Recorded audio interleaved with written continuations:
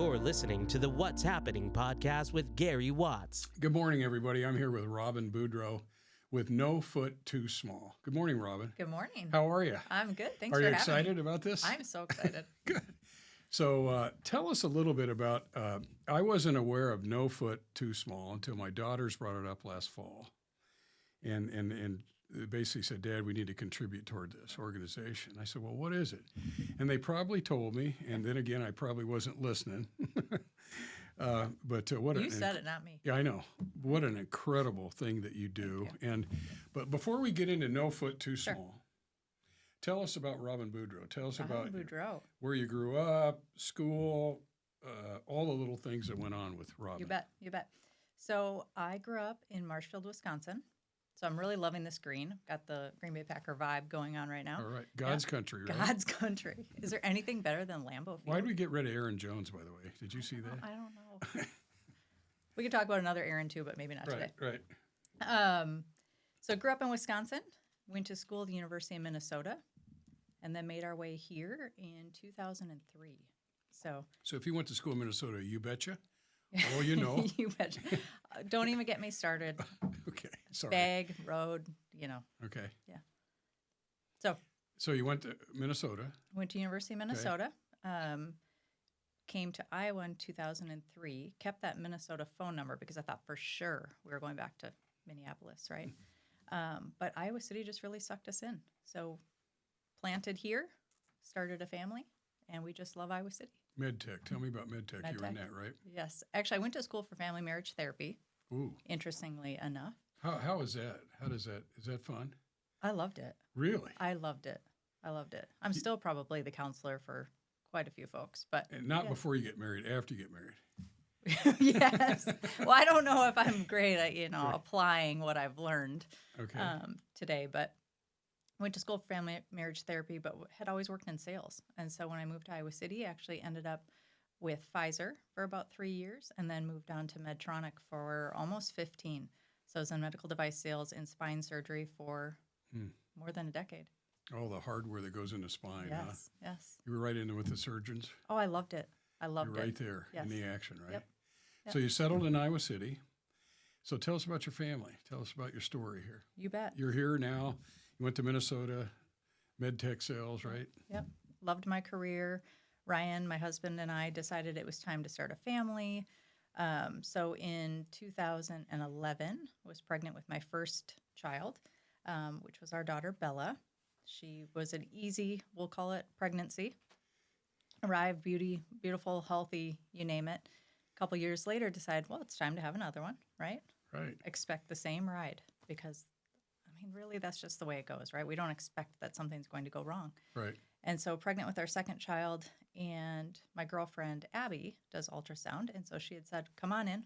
We'll do what we would then call a gender check, right? We're going to find out, are we having a boy or a girl this time? So we go into that office on a cold Monday night in December, January timeframe, and she starts scanning, and we learn right away that we're having a boy. And to know me is to know that I had no idea what I was going to do with a boy, right? So I'm immediately like, oh my goodness, we're having a boy. But as the scan continues, we quickly learn that Bo suffers from severe acrania. So because of my experience in spine and my husband's experience in neuroscience, we're looking at the ultrasound and we can see immediately that Bo is missing most of his skull. And from what I recall, it looked as if his brain was beginning to form what would be outside his forehead. And how many weeks did you see this? We were almost halfway. Oh, really? Yes. Oh, okay. Yes. So obviously the three of us, Abby, Ryan, and I, really just kind of shut down. We were alone in an office. There were no physicians to call in, right? We couldn't ask anybody what this meant. And so we had to go home and wait. So we went home that night, called the University of Iowa Hospital the next morning. My physician, Dr. Rachel Mawson, is an incredible human. And when she could get out of the OR, she got on the phone with me and said, we're going to have to get you up here to meet with fetal genetics. And so it was another couple of days later. I'll tell you that waiting was torture. I'm not a patient person to begin with. How long's your wait? About 2.5 days, which is a long time. Yeah. So we finally get up, and having been in medical sales, having been in the OR in surgery. I'm very familiar with what happens at the University of Iowa. I've seen a lot of people in a room, right? Well, now it's my turn to be laying on that table, right? It was just a cold table, big ultrasound screen, and it felt like everybody was coming in the room. Physicians, residents, medical students, techs, you name it. And Bo was up on the screen, and they talked amongst themselves and essentially just listed out everything that was wrong with our son. And ultimately, the physician, and I don't remember who she was, turned and looked at us and said, "I'm really sorry, but the extent of these defects leave your son incompatible with life." And I really don't have words for what that meant, like what that felt like in the moment, other than I was completely devastated. We were both completely devastated. And so we met with our physicians later, and essentially they said, "Robin, you need to deliver this baby sooner than later." Well, ultimately his heart was going to stop, right? And this just, his body was not forming correctly. And so it was January 11th, 2013 when we delivered our son Bo and handed him over to heaven. How old was Bo? Well, he died upon birth. So, Right. yeah. But how many weeks did you carry him? We were about almost 18 weeks. 18 weeks. 17, Okay. 18 weeks. Okay. Yep. So, Which is interesting because you had a physician on your podcast not too long ago, and 21 weeks is viable, right? Yeah. They're saving babies at 21 weeks at the University of Iowa, which is incredible. Yeah. But those are, relatively healthy Yeah, it was babies. Dr. McNamara. He's Yeah. in charge of neonatal at the University of Iowa, Yeah. the department. So, which is incredibly growing, and it's a lot of beds. And Right. we talked about Children's Hospital, everything. It's great. He was terrific. Fortunately for Ryan and I, our physicians were terrific, and Dr. Massa and Dr. Hardy Fairbanks looked at me and said, "Robin, you need to get pregnant again right away." And I'm thinking, are you crazy? Right? Wow. Like, and my body's supposed to heal, and I'm supposed Yeah. to wait, and I'm supposed to do all these things. And they said, "No, for your mental health, it would be important for you to get pregnant again right away." And so fortunately for us, 8 weeks later, I was pregnant again, and we come to find out I was having another boy. And so while we delivered Bo January 11th of 2013, we delivered our son Ben December 16th of 2013. Wow. So I was pregnant for a long Lucky time. 13. Right? Oh. Yeah. Yeah. So Kind of. it's crazy to think that that's been a decade. Wow. It's amazing. Well, for those out there that are listening and they've never experienced childbirth, it's definitely a miracle. It's incredible. It's amazing. Incredible. There's so much going on in childbirth. Right. I heard the other day that I think fingerprints are 6 weeks. Yeah. Heartbeat is at not a lot, 10 weeks. It's very early. It is, Really yeah. early. Yeah. And now they can deliver babies at 23, 24 weeks at the University of Iowa. Absolutely. So it's just truly amazing. It's there's so many things forming. They can hear you. So if you haven't experienced childbirth, you're missing something. Yep. And then to have something where Bo had to deliver and passed away is just I can't imagine. No. So you've turned a really difficult time. Yep.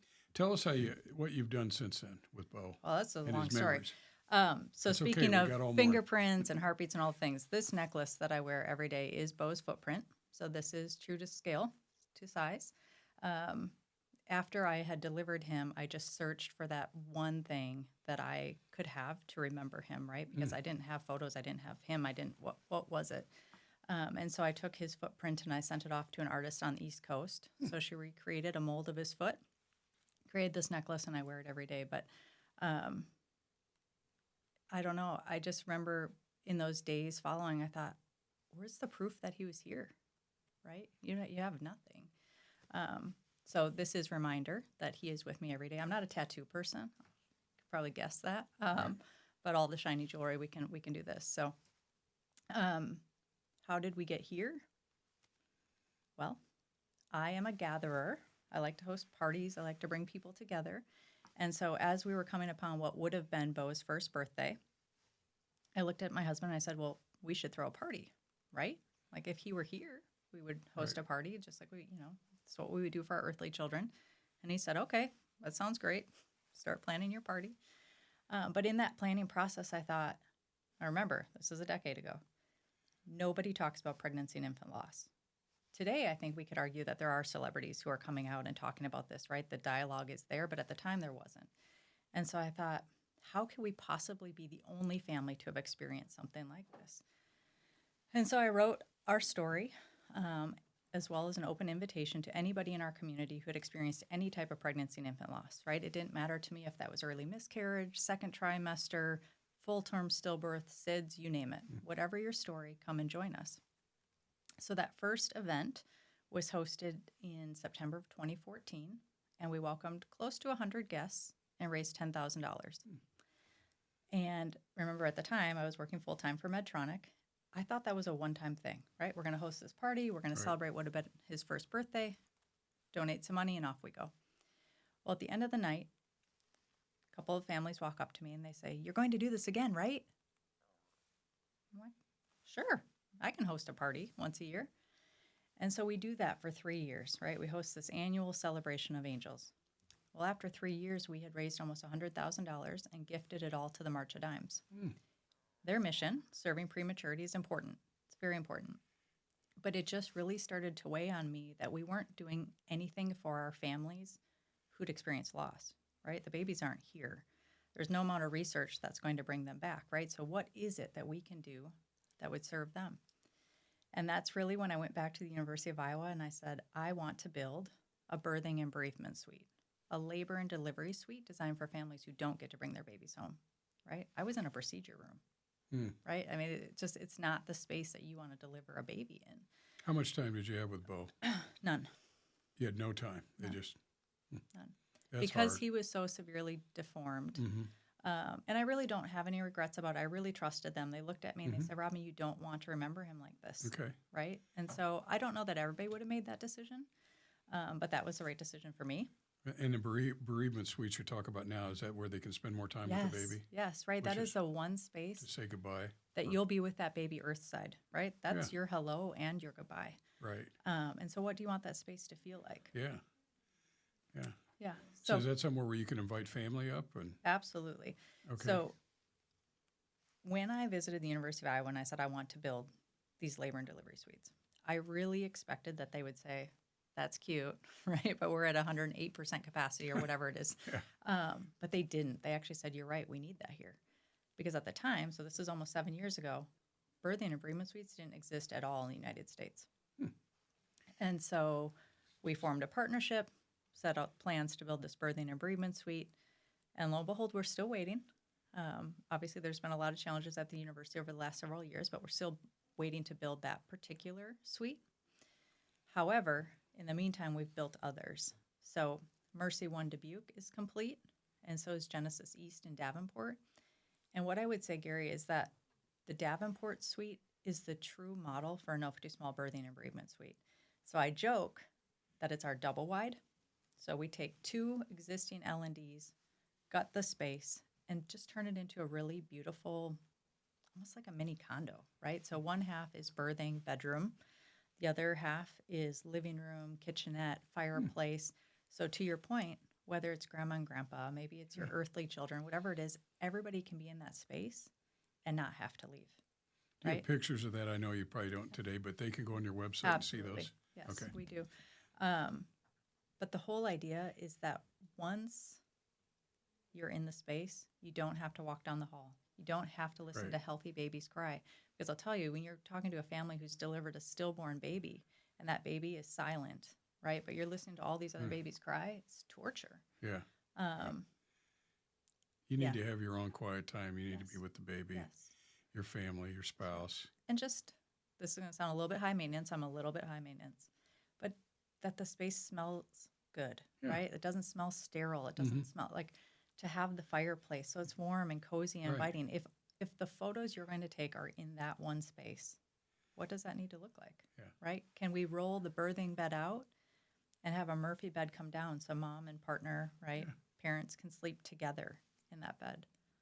Yeah. All of the details are important. So you're talking at Iowa, you're trying to get that set up, and Yeah. they've kind of put that on back burner because of remodel or whatever. Oh my gosh. Well, really the biggest hurdle for any hospital has been the pandemic, right? So now we're seeing the hospitals come out of crisis Right. and recovering. So I think we can get back to some of those plans. University does have it in the works. It's just what does that timeline look like and what space specifically in the remodel are we going to take over? Do you need to raise money for that? We are working on the budget, so we have some already committed, but we will be raising more. Yes. How much? What do you We need? don't know yet because we have You to got a decide on the guess? space. $500,000, million? I would say 350,000 Right. would be my best guess right now. And you raise the money, but the hospital lets you have the space, basically, and then you Yeah, pay so it's for it. their space, but You we build it out. correct help design and Good. yes, fundraise. So what else is going on? You got the bereavement suite, Yes, which I think is just it's a must. Yes, It is something nobody talks about. It's part of life. Yep. It's going to happen. Yep. And it is something that I'm glad you bring it to their attention because obviously for the mother and the spouse, It's a tough time. particularly helpless feeling for Yeah. that spouse, right? Yeah. We talk about this all the time. Their experience, so we'll say dad's in the room, right? Their experience is totally different, right? Yeah. They might lose their wife. Yeah. They might lose the mother of their baby. The baby's dying. I mean, it's an entirely different experience for them that I think is often overlooked, right? How do they navigate the grief and then try to support their spouse through their spouse's grief, right? Yeah. It's a complicated Well, endeavor. I know it sounds like you have men's groups and women's groups. Yes. Tell me about those groups, what they do and what the focus is. So what I was sharing with you the other day is that the birthing and bereavement suites are incredibly important. We have got to make this change, right? Just for the standard of medical care. But the most important work that I think No Foot Too Small does is caring for the patients when they leave the hospital. And so over the years, we have established what we call moms groups, because I don't want to call them support groups, right? We're just a group Right. of moms getting together. And we've also established the men's social clubs. Again, just a really cool way of saying men's support group, but we're not going to call it that. All of these groups meet in a private room at a restaurant, right, with food and drink. We're coming together as a group of friends, right, not as a group of patients that, that there's something wrong with us. So these exist in 9 cities across the state of Iowa. Does part of your bereavement, just probably a strange question, as a lady that had a baby like that, do you sit and go, what did I do wrong? Did I eat Oh, my wrong? goodness. Did I drink something? And it's just This happened, is a right? very vulnerable, honest, example. Yeah. I remember looking at Dr. Mawson and saying, was it the nasal spray? Yeah. I use nasal spray. Yeah. I had a cold, right? Like I did this. Yeah. He doesn't have a skull because I use nasal spray. And she looked at me, she's like, Robin, that is ridiculous. Like, Right. this has nothing to do with the nasal spray. Right. Right. But yes, you do. You run through all of these things that I must have done wrong. Right. Maybe it was the Diet Coke. Maybe it was the turkey sandwich, the sushi. Right. Yeah. And it's not. It's It's just not. happened. It's just. not. Yeah. So tell us about the angels. Are the babies the angels? Yes. Yes. So there's 3 kinda- pillars to the mission, and that is to celebrate angels. Okay. Those are our babies that we've lost, right? Okay. To unite those families. So to host these elaborate programs and events to bring families together to support each other, ultimately, and then to build the birthing and bereavement suites. So as the mothers are all gather, you all have a similar experience, right? Yes. So you can share things with each other. And the dads too. Right. I right. mean, this year alone, we will host 5 golf events, which are a lot of fun.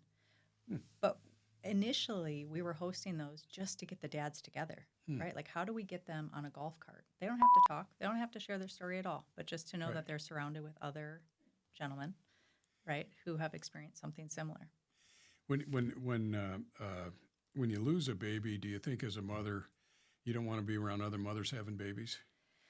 You know what I'm So- saying? It's like, well, so and so has 4 children. They're all wonderful. They all, and you know what I mean. I mean, is it psychologically there's a lot happening there? Well, so that goes back to my physician saying, for your mental health, you need to get Have a pregnant. Yeah. So I was very lucky. Most people are not this lucky. I was pregnant again 8 weeks later. But I will tell you, in that 8 weeks, 12 weeks before I knew I was pregnant, right? It felt like everybody was pregnant. Yeah. People who didn't want to be pregnant were pregnant. I mean, it was torture, Yeah. right? Because especially for someone who maybe likes a little bit of control, I had no control. Right. Right. And so, yes, it is very painful. It's difficult.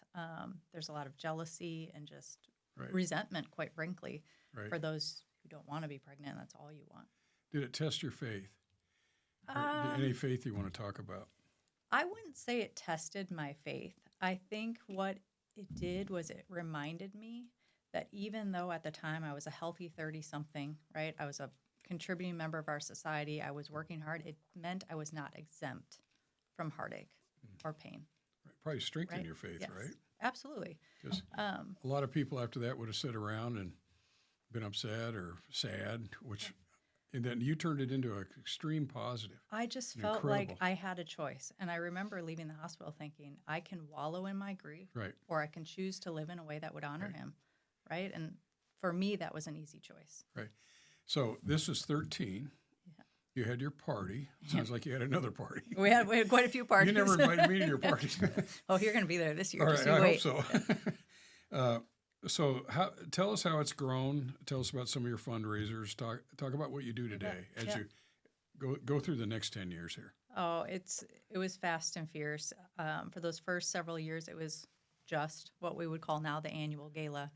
I was meeting with a couple of gentlemen in our community who said, I think you need to add maybe a run or some other event. And I wasn't quite sure I was onto their suggestions. And so I looked to my, at the time, 5-year-old daughter, and she's looking at me. She's like, well, Mom, I don't understand why Bo gets to have so many parties. And I said, well, honey, he only has one every year, just like you have a birthday party, he has one. And she said, why don't I get to come to Bo's birthday parties? I'm like, all right, girlfriend, you're not wrong. And so the second event we had ever added to the calendar is called Blooms and Butterflies. And it is an opportunity for our earthly children to come together and celebrate their angel siblings, right? So in the No For Too Small community, I think all of our children think that everybody has angels, right? Because it is so normal for them to be with hundreds of people who have angel siblings. So Blooms and Butterflies is very, very special event.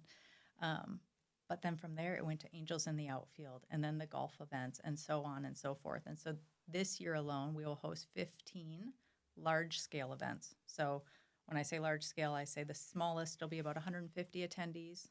The largest, which will be Angels in the Outfield, will probably be 2,000. So significant. And then the 90 support groups in 9 cities across the state, as well as all of the virtual groups. So when did you get on Medtronics, and then when did you stop March of Dimes? So as this was Funding. growing so quickly, we gave to the March of Dimes for the first 3 years. Then we met with the University of Iowa, established really the true mission of No Foot Too Small to celebrate, unite, and build, established our own 501c3. And by the end of 2019, I was truly at a breaking point. I was going to have a nervous breakdown. I had 2 full-time jobs, right? Running this organization and running my career with Medtronic. And so I won't cry about it today. When I talk about it, I do often get very choked up. It was a very difficult decision. Obviously gave up a very lucrative lifestyle as well. But I knew that my purpose here was to serve these families, right? And to live in a way that Bo would be proud of. And so December of 19, I resigned from Medtronic. Little did I know that we would take over office space for the first time. I would have any type of salary from No Foot Too Small in January of 2020. And then the world would shut down. Yeah, right? Pandemic. Here you go. Oh, my goodness. You're Here, going, I good sat timing. there. My office is right down the street, and I'm thinking, what did you do, Robin? Yeah. What decision did you just make? But I'll tell you what. Those years, 20, 21, 22, we grew and we grew and we grew. Because not only is pregnancy and infant loss difficult in and of itself, but then you throw the pandemic and the isolation on top of it. I was on virtual support group calls with women around the country. So that's the other thing that's really cool about No For Too Small is we're serving families in the corridor and across Iowa, but they're dialing in from all over the country, Wow. right? So there's women on the East Coast dialing in, delivering their babies. Their husband's not allowed in the room, right? Their husband's in the parking lot while their baby's dying. Incredible. Really? Why is that? Why do they? Well, that was the hospital restrictions, right? Oh, During because of COVID. COVID pandemic. Yeah. I mean, that was April of 2020 was probably one of the most difficult virtual calls I'd ever been on. And just trying to support them through that grief. So we saw tremendous growth 2021, even 22. And that just speaks to the real unmet need out there. This isn't something that's talked about or cared for well. So name the cities that aren't active in the state of Iowa. We are most active in Iowa City, Cedar Rapids, Des Moines, Davenport, Sioux City, Cedar Falls, and Dubuque, I would say, are our top. Do you staff the calls, or are you talking to the ladies that are having So issues? It's a little bit of both. So Allie Moss is our director of family support. She Okay. is fantastic. She oversees all of our support groups. And then we have a team of about 13 or 14 angel ambassadors. So they are all also lost parents that lean in as volunteers to support all of the families coming in. I would say right now we have somewhere between 5 and 10, we'll call it 7 new families coming into the organization every single day. And so, yes, I'm still speaking to some, but we have a much larger team really connecting with all When of you these say families. 5 to 7 coming in, calling in, Like or coming in through our Facebook page, Oh, through our really? website, through various streams, right? so you started something in Iowa nationwide. Yes. There wasn't another organization No. for this. We have, I think I might have shared this last week. We had some come in from England. Hmm. We've had Canada. I mean, Really? it's It's incredible. amazing. So you've turned a tragedy and a horrific experience in a very, So here's my question. yeah. We need to scale, right? Like we're Yeah. scaling nationally. And so I'm just always looking for that right mentor, coach to help us do that successfully. Because while I'm proud of the growth, I want to continue to be able to serve these families, right, in a responsible, Yeah. quality way. But we have to be able to match the fundraising, right? We can't continue offering all of these programs and Right. services without sufficient funding. And so that is what more behind the scenes now, I'm really trying to navigate as we maintain this rapid growth. Have you ever spoke nationally? Have you ever met like in Cincinnati and everybody comes into kind of like a, So I have Convention spoken or- a few times at a national AMGO meeting. So it's administrators for OB-GYN departments for the top teaching institutions, which is always a fantastic opportunity. And I learn probably as much from them as they learn from me. But then we are also driving interest in birthing and bereavement suites, right, in all of those institutions as well. is it something that women that are pregnant should know that you have this available to them? Oh, absolutely. I mean, right. I mean, because it could happen. If nobody wants to Absolutely. talk about it, and it's horrific. And you wait a minute, planning on naming it, whatever. And all of a sudden, but you have an avenue. Yes. If something like Yes. that, a tragedy Yes. would happen.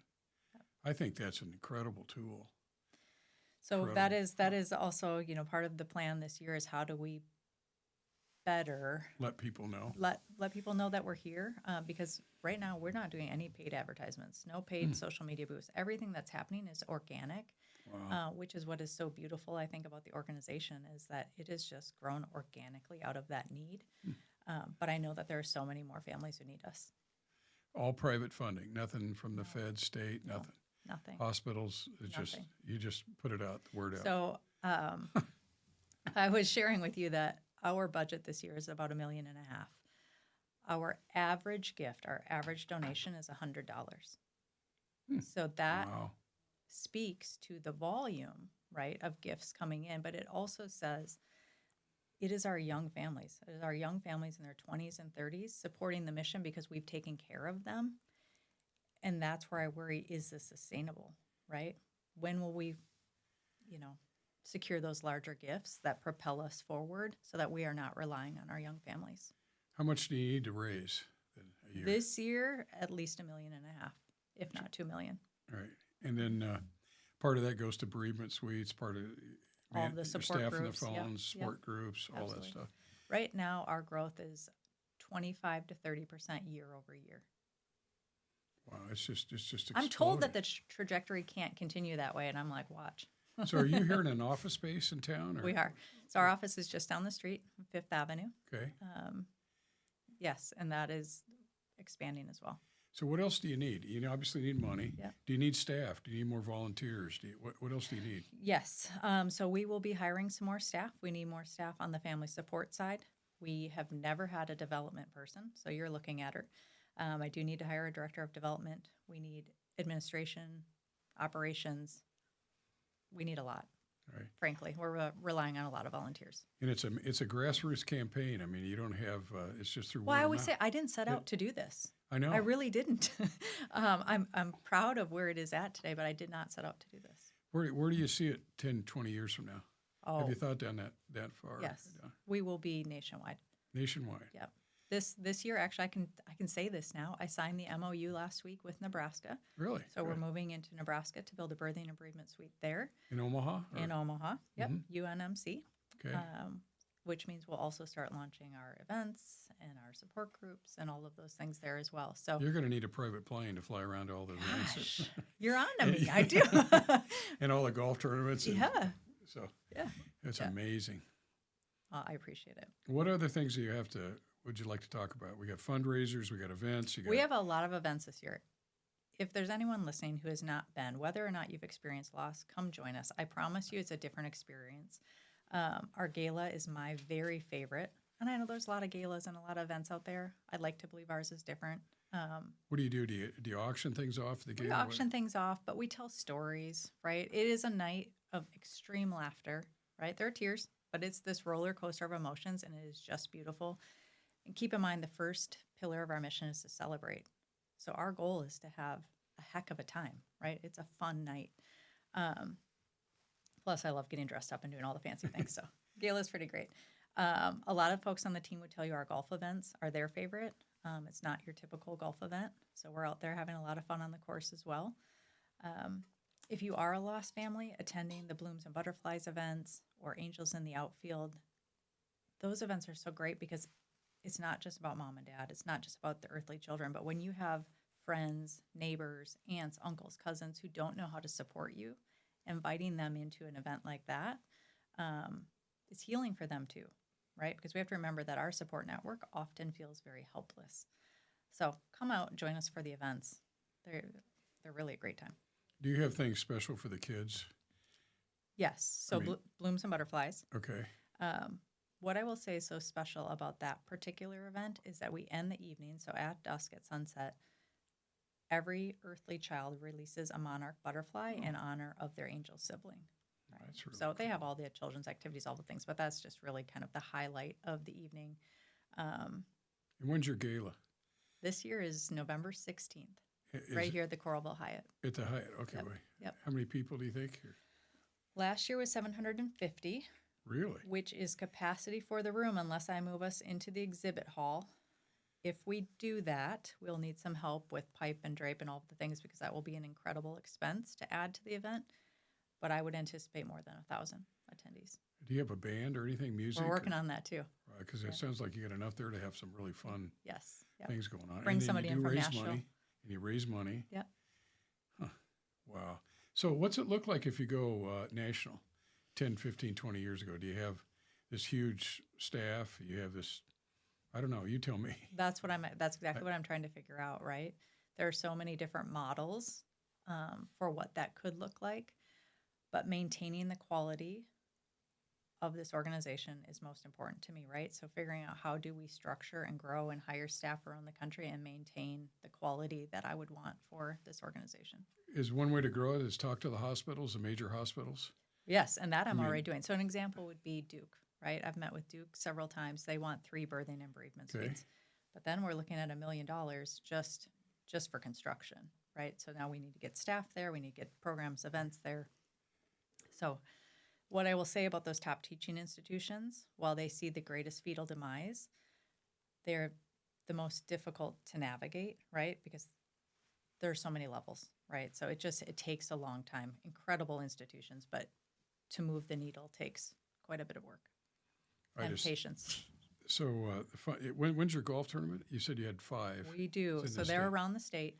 The Iowa City event, the Golf Classic, is August 9th this year, 8th or 9th. Is it Finkbine? So we host Finkbine and Brown Deer simultaneously. Oh, really? So we'll sell out both courses, and then all foursomes will meet at Back Pocket for the post party. Oh, I bet that's fun. That's A lot of golf tournaments going on this year, but those are great causes. What else can you tell us about No Foot Too Small? Anything that comes to mind? Just that I'm so grateful for all of the staff and volunteers who've leaned in really to make this organization possible, right? Like I'm always the one here in front of the camera answering the questions, but the reality is there's an incredible team behind me making all of this possible. So you took an incredible tragedy, I don't know what you call it, just happening in your life, and you've turned it into an incredible positive. What I It's would an say amazing story. is I'm honestly so grateful for Bo, right? Like he changed my life. He's changing many other lives. When we talk about our earthly children, I think that this experience changes who they become, right? Like suddenly they understand loss, they understand death and grief, all of those things. And so they become more compassionate partners, friends, spouses, right? Yeah. Yeah, I think Bo is an incredible gift. Because a lot of kids early on, there isn't a loss, No. like maybe grandma and grandpa or whoever Right. when they're a little older. Yep. But to be a small child and say, my brother's not coming home, Right. how do they get through that? Absolutely. So it affects everybody. Yep. Grandparent, like you said, relatives, and that's why those bereavement suites to me is a really, really cool idea. I think that's a great thing. So, what keeps you up at night? Oh, well, that's a loaded question. Yeah, I know. Really, No For Too Small is my heart and soul, right? It is rooted in my heart. And so what keeps me up is just figuring out how do we sustain this growth? I mean, I've said this a few times, right? It's just how do we sustain and maintain the quality as we do this? Because it's not going to slow down, right? When folks look at me and say, Robin, you can't maintain that trajectory, I look at them and say, pregnancy and infant loss is not going to stop, right? No. We can't fix that. And so what's going to happen is that as the word gets out about No For Too Small, we're going to continue to grow quickly. Are there numbers on it with premature deaths? Well, 1 in 4 pregnancies alone will end in loss. Really? Right? So that's, yes, 1 in 4. Oh. Which is why this is so common and so disturbing that it's not talked about. Because Right. there are more people experiencing loss than anybody here probably realizes. That includes SIDS, miscarriage, and No, that doesn't even include SIDS Doesn't numbers. even- That's above and beyond that. Really? Right, yes. So Huh. that's just 1 in 4 every Yeah. pregnancy. so it's something that needs to be addressed. You're doing it. Yep. Do you think eventually you have a hotline? Sounds kind of strange, but like Nobody's ever asked me about a hotline, but we are actually looking right now at a business plan that would bring on licensed therapists, Yeah. right? Because the reality is we're a very peer-based model. So it's lost mom or lost dad talking to lost mom or lost dad. Right. But there are times we get very worried about some of the folks we're talking to, and it's probably time to also bring on therapists. So you know what? That's not so far off. Anyway. Or could be. So what are you most proud of? Well, I'm most proud of Bo. I'm most proud of him saying, hey, Mom, we've got a job for you. Go do Right? this. Yeah. And you did it. It was a great calling. Yeah. Got a lot more gray hair these days. Yeah, but... I don't see any gray hair. No. Well, Robin, I'll tell you what, anything else you'd like to add before we wrap up? Just thank you. Yeah, Thank you for giving this a voice. No, thank you for what you do. It's amazing. I It's appreciate just, it. I appreciate it. you've turned a negative situation into a huge positive. Yeah. You're making a difference with all these folks, families, I children, hope so. spouses, women. You got great events going, and I think everybody listening needs to get out and support you. Thank you. So hopefully they will. So And I'll see you at Gala. yeah, Maybe I'll golf, definitely too. be there. I'll have a front row seat. Maybe get me in front. So All right. anyway, thanks Yes. again for coming in, Robin. Thank you.